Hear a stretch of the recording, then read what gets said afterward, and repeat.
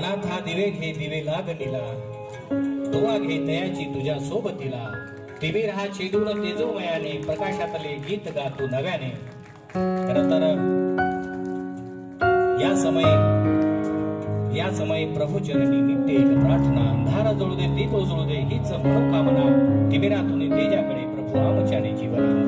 प्रगती आणि संस्कृतीचे शुभंकर प्रतीक म्हणजे समय. अंतकरणातला मळभ दूर होऊनही सद्विचारांची नवकिरण मनामनात प्रज्वलित व्हावी ही निर्मळ भावना या दीप प्रज्वला मागील आहे.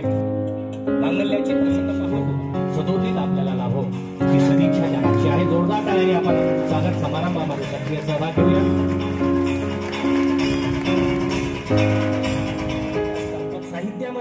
साहित्य समाजामध्ये जेव्हा जेव्हा अडचणी येतात तेव्हा संकट मोठे समाने मोठे सर महाराष्ट्राला सुपरिचित असणारा व्यक्तिमत्व कवी मनाचे सन्माननीय गुरु शिंदे या ठिकाणी स्वागत होते आहे. जोरदार टाळ्याने आपण कार्यामध्ये अग्रसर राहिले. त्यांनी पदाला आपल्या कार्यकर्तृत्वामुळे मोठं केलं असं व्यक्तिमत्व सन्माननीय भगतजी कदम सर. जोरदार टाळ्याने आपण स्वागत समारंभामध्ये सक्रिय सहभाग घेऊया.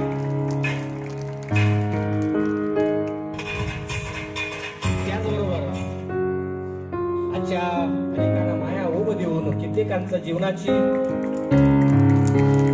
वाटेवर नव्या वळणावर रोजीरोटी उपलब्ध करून देणारे सन्माननीय जनार्दन दादा मस्के.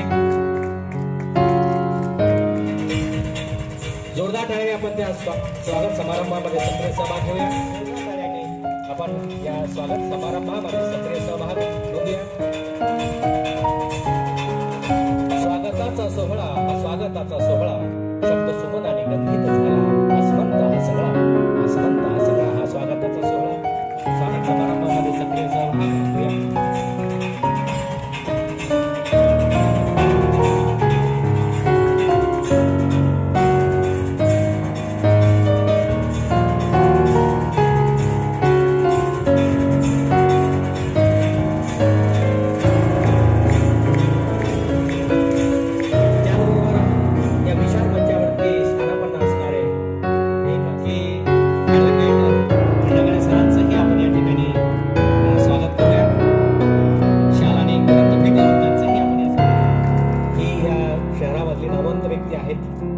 क्षेत्रामध्ये उज्ज्वल काम ज्यांच्या हातून घडलेला आहे.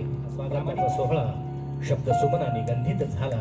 आसमंत हा सगळा आणि खरोखरच हा आसमंत गंधित झाल्यासारखं भास आपल्याला होतो आहे. या ठिकाणी स्वागत महापुरुषांच्या विचारांची पेरणी ही सर्वसामान्य माणसांच्या मनामध्ये करावी याच्यासाठी साहित्य परिषदेची घडण आणि ही साहित्य संमेलने. गेल्या वर्षी आम्ही डॉक्टर रावसाहेब कसबे यांना साहित्य संमेलनाचा अध्यक्ष केलेलं होतं. उद्घाटक म्हणून लक्ष्मण माने सरांना विनंती केली होती, त्यांनी मान्य केली होती. पण लक्ष्मण माने हे विचारनिष्ठेचं नाव आहे, म्हणून हे संमेलन कोणत्याही संमेलनाला पर्याय म्हणून नाही. आमच्या अस्तित्वाची धमनी आम्ही चाचपून घ्यावी आणि या समस्त महापुरुषांच्या विचारांची पेरणी सतत करत राहावी याच्यासाठी ही संमेलन आम्ही घडवतो आहोत. आम्हाला याची जाणीव आहे की एका विशिष्ट काळामध्ये ही संमेलन होत आहेत. देश आज भयकंपित आहे, अख्खा देश. मी आमच्या काही संघाच्या मित्रांशी बोललो, कसं वाटतंय तुम्हाला वातावरण?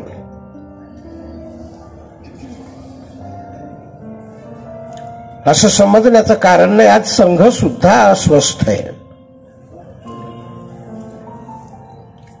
लाडका पंतप्रधान आहे, नवसाला मागितलेला आहे.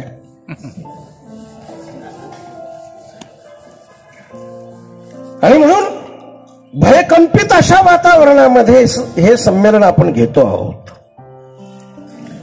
ते माझे संघाचे मित्र असं म्हणाले की आम्हालाही काही गोष्टी रुचत नाही, करावं काय.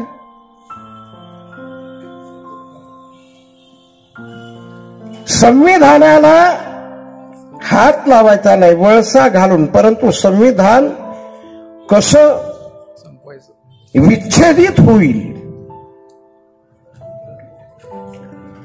असं अतिशय दूषित असं वातावरण संबंध देशभर आहे. या पार्श्वभूमीवर हे संमेलन होत आहे. या संमेलनाचं उद्घाटन सुप्रियाताई सुळे या करणार होत्या. राजकीय उलटापालटी खूप आहेत. रात्री मी प्रमोद शिंदे सरांना फोन केला आणि त्यांना मी म्हणालो की तुम्ही संकट मोचकाच्या भूमिकेत अनेकदा गेलेला आहात, यावेळी सुद्धा तुम्हाला संकट मोचक व्हावं लागणार आहे आणि म्हणून तुम्ही या उद्घाटनासाठी आलं पाहिजे. लक्ष्मण माने सरांवर त्यांचं जुनं प्रेम आहे. कसल्याही प्रकारचे आढेवेढे न घेता प्रमोद सरांनी आमचा असलेला आग्रह हा मान्य केला आणि ते उद्घाटनासाठी उपस्थित झाले. मी या दोन्हीही महनीय अशा आपल्या ऊर्जास्रोतांचं मनपूर्वक स्वागत करतो. या संमेलनाचा आणि परिषदेचा मार्गदर्शक या नात्यानं अखिल भारतीय मराठी साहित्य संमेलनामध्ये अनेकांना संधी देता येत नाही आणि इकडच्या टापूची माणसं तिकडं फारशी नसतात हे प्रभू सरांना माहिती. आपण तिकडं वावरतो म्हणून ठीक आहे, पण इकडच्या जे काही भावविश्व आहे, आपल्या यातनांचे जे कंद आहेत ते आपल्याला प्रकट करता यावे आणि व्यापक असा मंच हा इकडच्या टापूतल्या लेखकांना मिळावा अशी एक व्यापक अशी सद्भावना हे साहित्य संमेलन आयोजित करण्यामागचं आहे. मी पुन्हा एकदा आपल्या सगळ्यांचं मनपूर्वक स्वागत करतो आणि थांबतो. धन्यवाद. जय भीम. कांबळे सर मला म्हटले की आपण साहित्य संमेलन याच ठिकाणी घ्यायचं, कारण की संस्थेचे अध्यक्ष दादासाहेब मस्के यांनी जो वटवृक्ष लावला, जी संस्था शून्यातून निर्माण झाली, वाढवली, त्या संस्थेमध्ये आदरणीय माने साहेब, प्रमोद शिंदे साहेब, वासुदेव मुलाटे साहेब आणि अन्य जे मान्यवर आहेत त्यांनी यावं, या ठिकाणी त्यांचे पाय लागावेत. त्यांच्या शैक्षणिक कार्याचा, साहित्यिक कार्याचा इथल्या विद्यार्थ्यांना, या परिसरातील नागरिकांना माहिती व्हावी या उद्देशाने या साहित्य संमेलनाला ही जागा कांबळे सरांनी नियुक्त केली, सिलेक्ट केली. आमच्या सिल्लोड शिक्षण संस्थेच्या अनुषंगाने फक्त 2-3 मिनिटं मी आपल्याला सांगतो. सिल्लोड शिक्षण संस्थेचे अध्यक्ष मान्य दादासाहेब हे विद्यापीठामध्ये कर्मचारी म्हणून जॉईन झालेत, सुप्रिटेंडेंट म्हणून रिटायर झालेत आणि त्या कालावधीमध्ये त्यांनी शिक्षण संस्थेची उभारणी केली. या शिक्षण संस्थेचा वटवृक्ष त्यांनी केला, पण याच्या मागची जी त्यांची तळमळ ही कदाचित फार जास्ती लोकांना माहिती नाहीये. अत्यंत सामान्य कुटुंबातून वर आलेली अशी व्यक्तिमत्व. आई वडील लहानपणीच वारलेत, त्याच्यानंतर मावशीकडे त्यांचा सांभाळ झाला. मातीकाम, भाजीपाला विकून त्यांनी शिक्षण घेतलं आणि ज्या वेळेला ग्रामीण भागात ते एखाद्या लग्न समारंभासाठी जायचे त्यावेळेला ते आवर्जून विचारायचे, कारण विद्यापीठात असल्यामुळे शैक्षणिक कार्याशी ते जोडले गेलेत आणि म्हणून ते त्या ठिकाणी आवर्जून विचारायचे इथे शिक्षणाची काय व्यवस्था आहे. तर तेथील नागरिक सांगायचे की नाही, आमच्याकडे कुठलीही शिक्षणाची व्यवस्था नाही, शाळा महाविद्यालय सुद्धा आमच्याकडे नाहीयेत. मग अशा वेळेला दादांनी संस्था स्थापन करून अशा ग्रामीण भागात ज्या ठिकाणी येण्या जाण्याची सुद्धा व्यवस्था नव्हती, विद्यार्थी गावातून शहरात येऊ शकत नव्हते आणि शहरातून कोणी त्या गावात जाऊ शकत नव्हतं, अशा ठिकाणी त्यांनी शाळा महाविद्यालय उभारले. खरंच तर जाफराबाद सारखा अति दुर्गम मागासलेला तालुका म्हणजे स्वातंत्र्यानंतर 43 वर्षानंतर त्या ठिकाणी पहिल्यांदा महाविद्यालय शाळा स्थापन केल्या गेल्या. तेही दादासाहेबांच्या कार्यामुळे त्या ठिकाणी शिक्षणाची व्यवस्था उपलब्ध झाली. मला वाटतं प्रमोद शिंदे सर आम्ही सिद्धार्थ महाविद्यालयाच्या स्नेहसंमेलनाला त्यावेळेला होतो.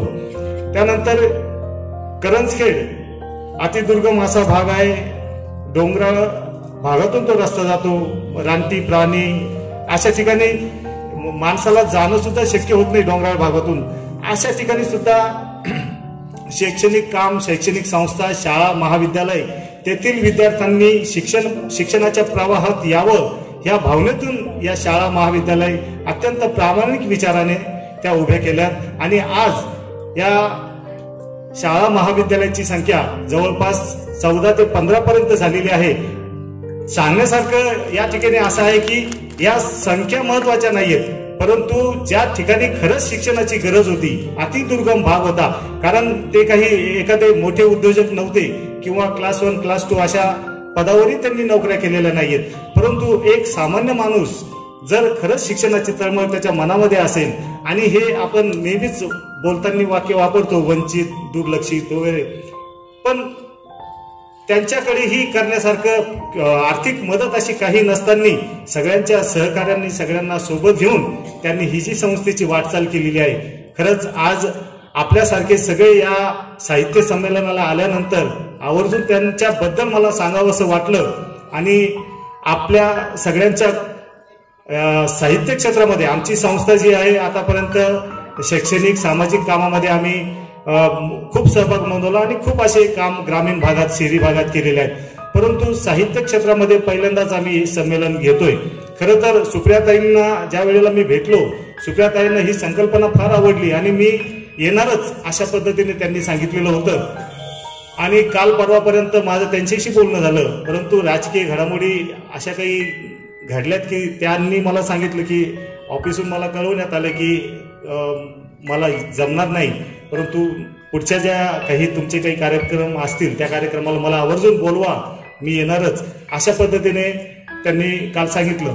आणि जसं संकट विमोचक म्हणून आपण प्रमोद शिंदे सरांना या ठिकाणी, खरंच तर महाराष्ट्र आणि मराठवाड्याचे लोक इतके भावनिक आणि प्रेमळ आहेत की एकमेकांना कधीही कुठल्याही परिस्थितीमध्ये साथ द्यायला मागे पुढे पाहत नाहीत. आमच्या संस्थेसाठी सुद्धा आपल्यासारखे मान्यवर आमच्या पाठीशी असतात, त्याच्यामुळे आम्हाला कायमच ऊर्जा मिळत असते. या ठिकाणी आपण सगळे आलात आणि साहित्य संमेलनामध्ये आपल्या सर्वांनी आज आमच्या संस्थेला आणि या डॉक्टर बाबासाहेब आंबेडकर साहित्य परिषदेला या संमेलनाच्या अनुषंगाने उपस्थिती दर्शवली, त्याबद्दल संमेलनाचा स्वागत अध्यक्ष म्हणून मी आपले आभार व्यक्त करतो. त्याचप्रमाणे स्वागतासाठी म्हणून आपण जे या ठिकाणी मान्यवर जे आलेत स्वागत अध्यक्ष म्हणून, त्या सगळ्यांचं पुन्हा एकदा साहित्य संमेलनामध्ये मी स्वागत करतो आणि मला जे 2 शब्द बोलण्याची संधी दिली त्याबद्दल आपले आभार व्यक्त करतो. जय हिंद, जय शिवाजी महाराज, क्रांतीसूर्य डॉक्टर बाबासाहेब आंबेडकर यांना मी प्रथम अभिवादन करतोय. आजच्या साहित्य संमेलनाचे उद्घाटक माननीय प्रमोद शिंदे सर यांच्या अध्यक्षतेखाली हे साहित्य संमेलन होत आहे. असे पूर्ण भारतात परिचित असलेले आणि जगामध्ये त्यांची लेखणी केलेली असलेले पद्मश्री लक्ष्मण माने सर, खरं तर राहुल मस्के साहेबांनी आता सांगितलेलं आहे दादाबद्दल की त्यांनी जे शिक्षण संस्था उभा केलेली आहे आणि ते आधारस्तंभ असलेले या शिक्षण संस्थेचे दादासाहेब मस्के साहेब, प्राध्यापक डॉक्टर मनोहर सौंदर्य सर, राहुलजी मस्के साहेब, डॉक्टर वासुदेव मुलाटे साहेब आणि फुलेशाह आंबेडकर चळवळ काय असते आणि ते समाजापर्यंत पोहोचल्यानंतर प्रशासनाला जाग करणारे व्यक्तिमत्व असलेले आमच्या मंचावर असले भाई खंडागळे, दौलतदादा खरात साहेब, ज्यांनी ही चळवळ काय असते ते दाखवलेले आहे आणि चळवळीमधून माणसं कसे घडले जातात असं त्यांनी कार्य केलेलं आहे. आपल्या सर्वांचे मार्गदर्शन या साहित्य संमेलनाचे मार्गदर्शक आणि माझे गुरुवर्य डॉक्टर ऋषिकेश कांबळे सर, जे सूत्रसंचालन उत्कृष्टपणे करतात असे अनिलजी लहाने साहेब, आपण सर्व बंधू आणि भगिनींनो, खर तर हा साहित्याचा आणि प्रशासनाचा काही संबंध नसते. अमोल शिंदे साहेबांना माहित आहे, मी निवडणुकीला उपजिल्हाधिकारी असताना आम्ही 2-3दा त्यांना आमच्या कार्यक्रमाला बोलवलं होतं. साहित्याचा आणि निवडणुकीचा काही संबंध आहे का? ते उत्कृष्ट पद्धतीने आपले मांडणे व्यवस्थित करतात. असे मांडणे करणारे साहित्यिक सर्व माझ्या समोर दिसणारे साहित्यिक आहेत. अशा साहित्यामध्ये मी एक प्रशासकीय अधिकारीत आहे. खरं तर लहाने साहेबांनी म्हणलं की साहित्य संमेलन कशासाठी हवं आहे? समाजामध्ये संवाद साधण्याचं साधन म्हणजे साहित्य संमेलन. मी बऱ्याच दिवसापासून व्हॉट्सअप युनिव्हर्सिटी, गुगल युनिव्हर्सिटीमध्ये, त्याच्यानंतर युट्यूबच्या युनिव्हर्सिटीमध्ये ऍडमिशन घेतलेलं आहे. मला हा चित्र याचं म्हणल्यानंतर मी शोधत होतो की साहित्य संमेलन म्हणजे काय आणि त्याची गरज काय. पण त्याच्यात मला ना सापडलं, ChatGPT वर गेलो. नवीन एक विद्यापीठ निर्माण झालेलं ChatGPT, आपण काहीही सांगा आपल्या प्रश्नाला उत्तर देते ते. त्याच्यातही गेलो, पण साहित्य संमेलन म्हणजे काय, त्याची गरज का, हे मला काही जाणवत नव्हतं. म्हणजे मला पटलं नाही त्यांनी सांगलेलं आहे ते. अशा या युगामध्ये हे साहित्य संमेलन होत आहे आणि साहित्य संमेलन होत असताना वेगवेगळे साहित्य संमेलन आपण बघतो आहोत. यांची गरज का निर्माण झालेली आहे? खरं तर मला, माझं चुकत असेल, माझा विचार आहे सर, ऋषिकेश कांबळे माझे गुरुवर्य आहेत, साहित्य संमेलनाची निर्मिती ही वर्षावासातून झाली असं मला वाटतं. मी विचार करत होतो की साहित्य संमेलन कसे झालेले आहे, वर्षावास म्हणजे काय.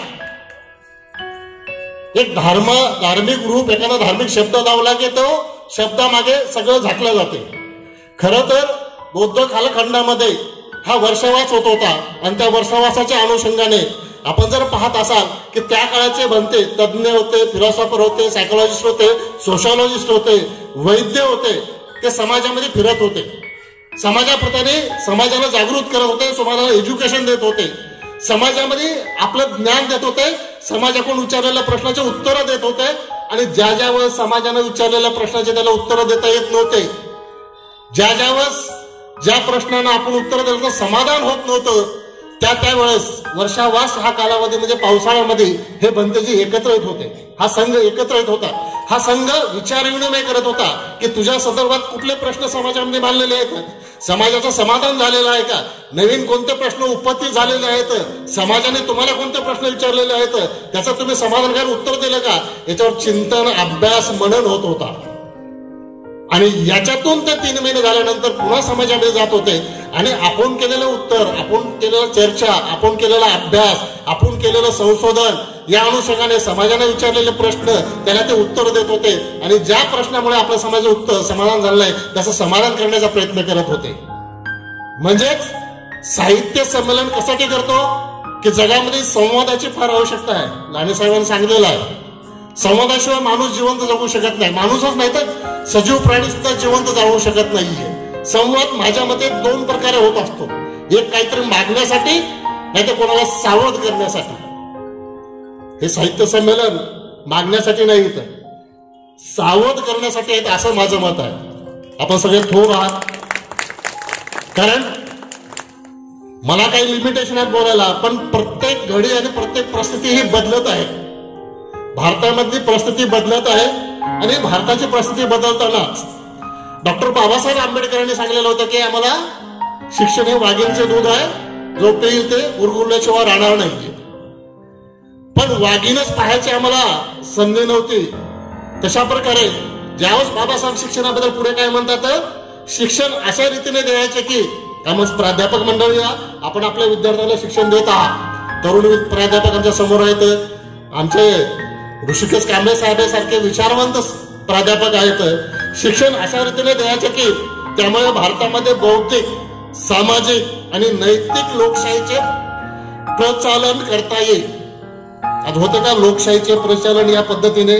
आणि आम्ही तसे विद्यार्थी घडवतो का? एक काळ होता आम्ही विद्यार्थी घडवत होतो.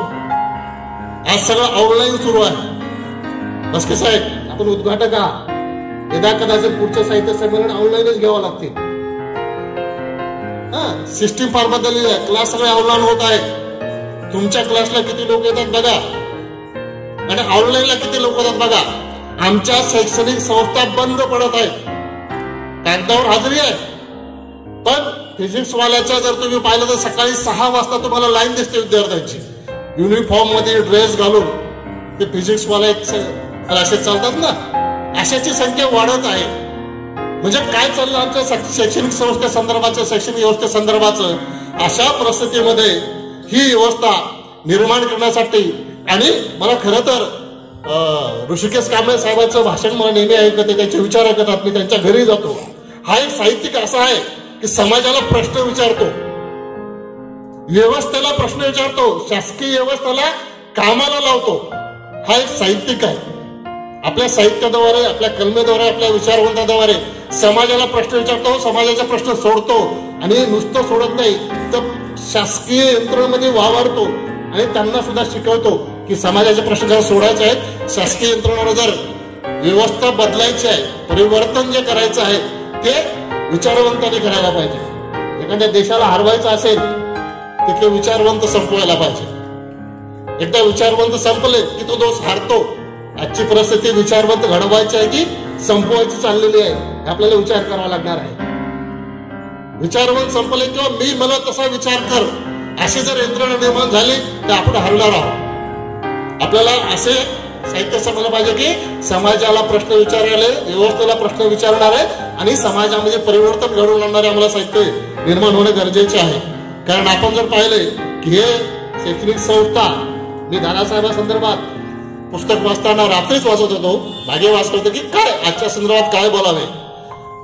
मला दादासाहेबांसंदर्भात बाबासाहेबांचं एक वाक्य, एक पॅरेग्राफ मला आठवलेलं आहे, मी आता वाचून दाखवतो आणि माझे 2 शब्द संपवतो.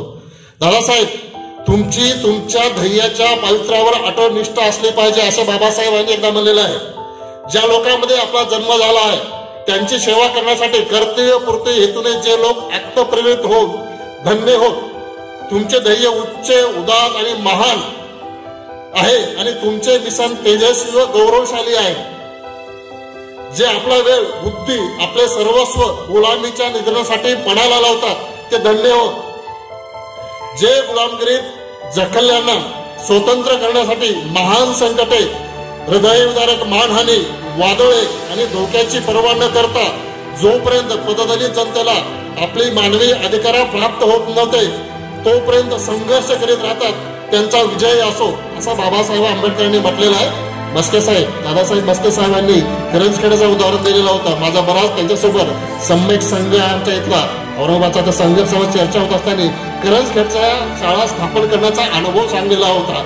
खरं तर हे बाबासाहेबांचे वाक्य असते तर दादासाहेब मस्के साहेबांसाठी आहे, कारण त्यांनी या संघर्षातून ज्या समाजासाठी हे काम गरजेचं होतं त्यासाठी केलेलं आहे. आणि हे केलेलं असल्यामुळे आजच्या या साहित्य संमेलनाला मला ऋषिकेश कांबळे सरांनी, संमेलनाचे उद्घाटक मस्के साहेबांनी मला इथं बोलवलं, 2 शब्द बोलायची संधी दिली, त्याबद्दल त्यांचे आभार मानतो. सर्वांना धन्यवाद देतो. जय भीम. धन्यवाद. मित्र, या विचारपीठावर असलेल्या थोर महात्म्यांच्या प्रतिमांना, वंदनीय प्रतिमांना नम्र अभिवादन करतो.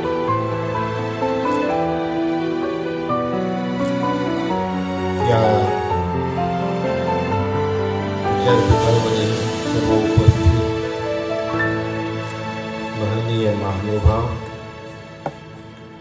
आणि सर्व उपस्थित महनीय रसिक बंधू आणि भगिनी, या साहित्य संमेलनाचे अध्यक्ष आमचे मित्र लक्ष्मण माने हे आहेत आणि त्या संमेलनाचं उद्घाटन करण्याचं भाग्य किंवा संधी मला आयोजकांनी दिली ही माझ्या दृष्टीने मोठी आनंदाची बाब असल्यामुळं मी सर्व आयोजकांचे आणि त्यांच्या सहकार्यांचे मनापासून आभार मानतो. लक्ष्मण माने आणि आम्ही अनेक समारंभामध्ये एकत्रित असतो, पूर्वी होतो. मोठा मनस्वी मराठीतला लेखक आहे आणि आपल्या लेखनातलं, विचारातलं, भाषणातलं, संभाषणातलं वैचारिक अधिष्ठान कधीही न सोडणारा पक्का परिवर्तनवादी माणूस आहे. अशी सगळी ख्यातनाम माणसं या निमित्ताने इथं उपस्थित आहेत. फार सुंदर आयोजन इथं केलेलं आहे. आम्ही अनुभव घेतो, तुम्हालाही अनुभव आलेला असेल असं म्हणणं सोपं असतं, पण आयोजन करणं किती अवघड असतं हे आयोजकांनाच माहिती असतं. पण अवघडालाही सोपं करून कसं दाखवायची याची प्रेरणा बाबासाहेबांनीच आम्हाला दिलेली आहे. त्यामुळे इतकी मोठी शक्ती आमच्या पाठीशी जेव्हा उभी असते तेव्हा कुठल्याही संघर्षाला सामोरं जाताना कोणती धास्ती बाळगायचं कधीच कारण नसतं आणि राहिलेलंही नाही. मित्र, खरं तर स्वतः सुप्रिया जर आल्या असत्या तर अजून खूप आनंददायी प्रसंग घडला असता. त्या कधी तसं टाळणारी व्यक्ती नाही. काही आता राजकीय घडामोडी तर पदोपदी चालूच आहे, त्याच्यामुळं कोणाचं कधी काय होईल आणि कोण कधी काय होतील काही सांगता येत नाही.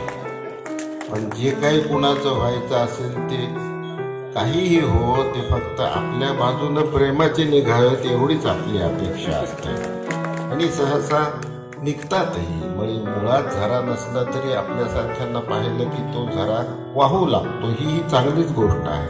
हा आपला प्रभाव असतो. आपल्या सगळे आपण जाणकार माणसं, रसिक माणसं असतो. त्यामुळे फार एक चांगला बोलण्यामध्ये उल्लेख झाला की, आणि खरंच बाबासाहेबांनी म्हटलं होतं की शिक्षण हे वाघिणीचं दूध आहे. आणि मलाही तो प्रश्न विचारला होता हा उल्लेख करून की बाबासाहेबांनी असं म्हटलेलं आहे की शिक्षण हे वाघिणीचं दूध आहे आणि जो कोणी प्राशन करेल तो गुरगुरल्याशिवाय राहणार नाही.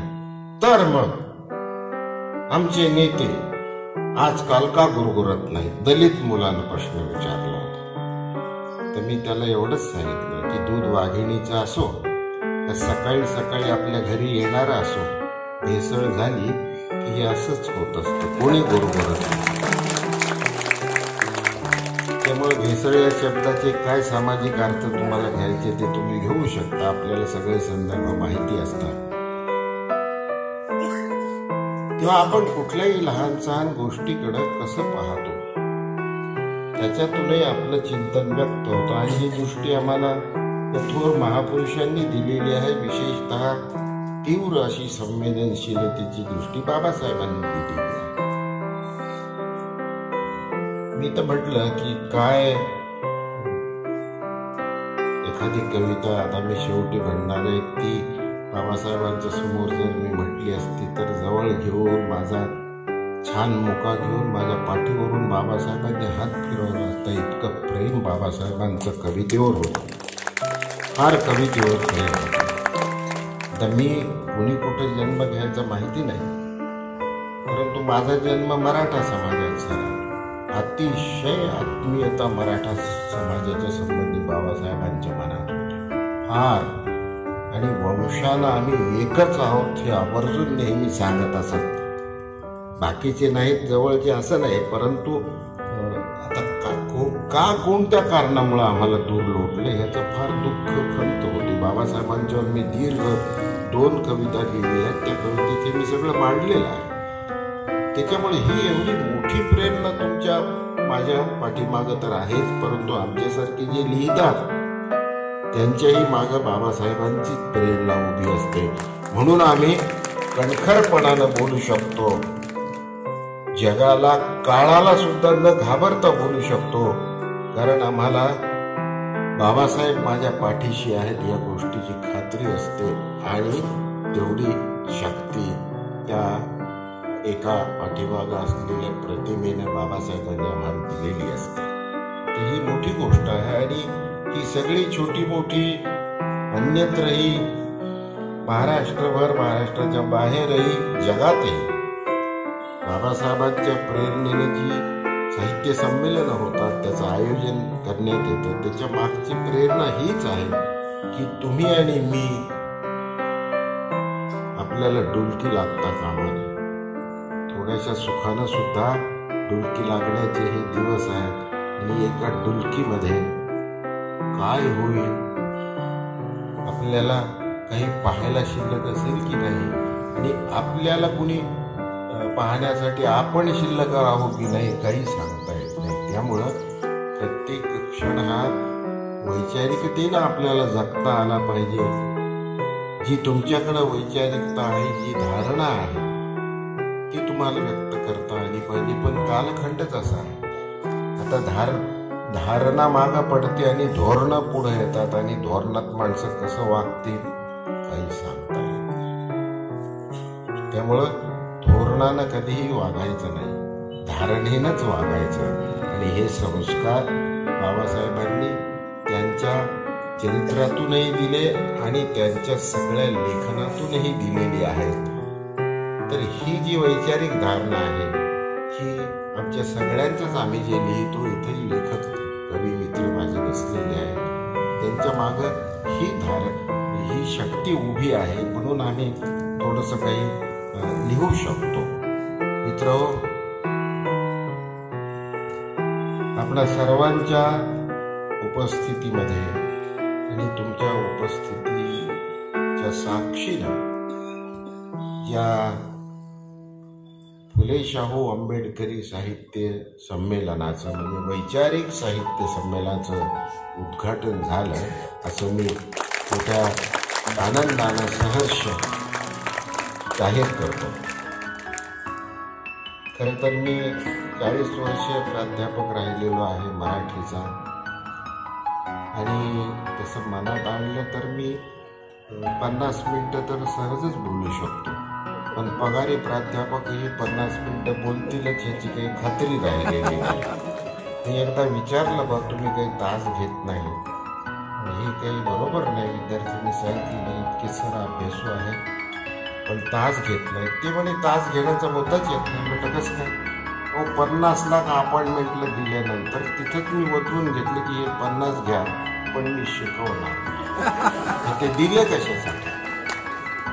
आता असे व्यवहार जिथं चालू आहेत तिथे शैक्षणिक संस्कारांची अपेक्षा करताच येत नाही. ही गोष्ट आहे. आणि नेमक्या अशाच प्रवृत्तींच्यावर बाबासाहेबांच्या लेखनानं प्रत्येक वेळी हल्ला चढवलेला आहे. पण संस्कार बाबासाहेबांचे घेऊन आपण चालू लागलो तरच तुमच्या मनामध्ये संघर्षाचं स्फुल्लिंग ठिणगी निर्माण होईल. असं थंड गोळ्यासारखं समाजाला राहू नये म्हणून बाबासाहेबांनी हे स्फुल्लिंग तुमच्या मनात टाकून ठेवलेलं आहे, ठिणगी टाकून ठेवलेली आहे. त्या ठिणगीला, त्या स्फुल्लिंगाला सुद्धा भले दिवस येवोत असं म्हणण्याची वेळ आलेली आहे. आम्ही लेखनातून सांगतो, तुम्ही आयोजक ही संमेलनं आयोजित करता त्याच्या पाठीमागचं हेच कारण आहे की थंड पडत चाललेला समाजाचा जो गोळा आहे त्याच्यावर हे स्फुल्लिंग निर्माण करून देणारे वैचारिक संस्कार झाले पाहिजे. ते असतातच, प्रत्येक माणसामध्ये असतात, परंतु त्याला पुन्हा एकदा ताजंतवानं करावं लागतं, टवटवीत करावं लागतं. नवीन अशा प्रकारची टवटवीत झालेली फुलं आहेत त्याची जोपासना करावी लागते. हा सुगंध इथंच बागेपुरता न राहता तो सर्वत्र कसा दरवळत राहील आणि त्याचा परिमळ सर्व प्रांतांच्या मध्ये, सर्व प्राणांच्या मध्ये, सर्व अंतःकरणांच्या मध्ये कसा पसरवला जाईल ह्याची काळजी घ्यावी लागते. आणि ही संमेलनं त्या अर्थानं कार्य करतात.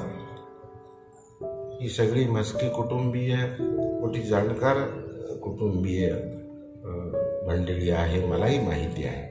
आणि त्यांनी याच जाणीवेतून हे सगळं आयोजन केलेलं आहे आपल्या सर्वांच्या वतीनं मी त्यांना मनपूर्वक धन्यवाद देतो आणि अशाच प्रेरणेनं पुढेही ते सामाजिक चळवळी सामाजिक आयोजन चालवतील अशी अपेक्षा व्यक्त करतो.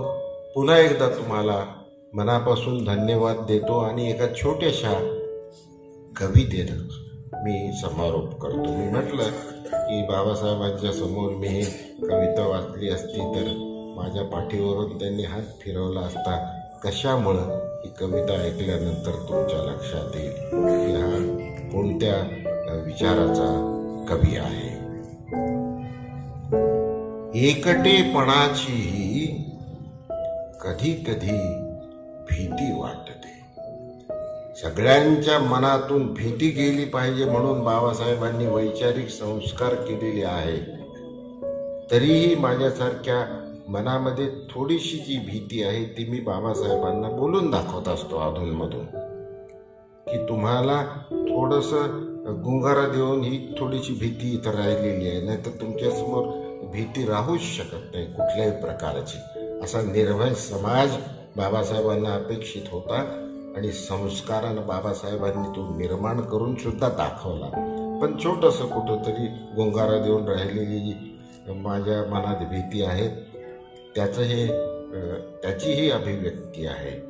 एकटेपणाचीही कधी कधी भीती वाटते. एकटेपणाचीही कधी कधी भीती वाटते, तशी सोबतीचीही कधी कधी भीती वाटते.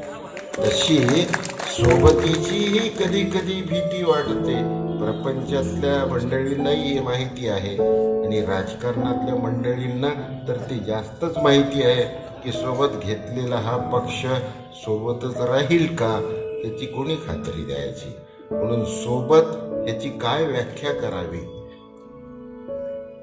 हे जरा कठीण होऊन बसलेलं आहे राजकारणाच्या संस्कारांच्यामुळे. एकटेपणाची कधी कधी भीती वाटते, तशी सोबतीचीही कधी कधी भीती वाटते.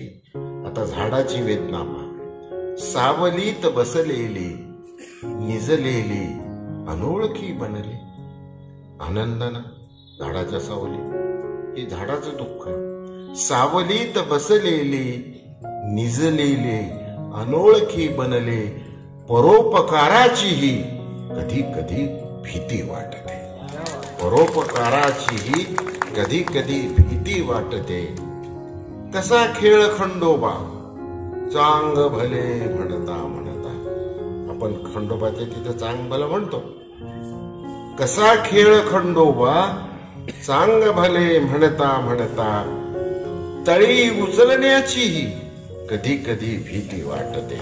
आता कोणाची तळी उचलायची कोणाची उचलायची नाही. राजकारणात फार तळ्या उचलाव्या लागतात, पण तळी उचलण्याचीही कधी कधी भीती वाटते. आणि शेवटी या ओळीनं मी माझ्या मनोगताचा समारोप करतो. तनाचे देहाचे शरीराचे तनाचे कीर्तनाचे केवढे व्यापार खुले. आपण पाहतो सगळीकडे तनाचे कीर्तनाचे केवढे व्यापार खुले. संत सज्जनांची कधी कधी भीती वाटते. संत सज्जनांची कधी कधी भीती वाटते. एकटेपणाचीही कधी कधी भीती वाटते, तशी सोबतीचीही कधी कधी भीती वाटते.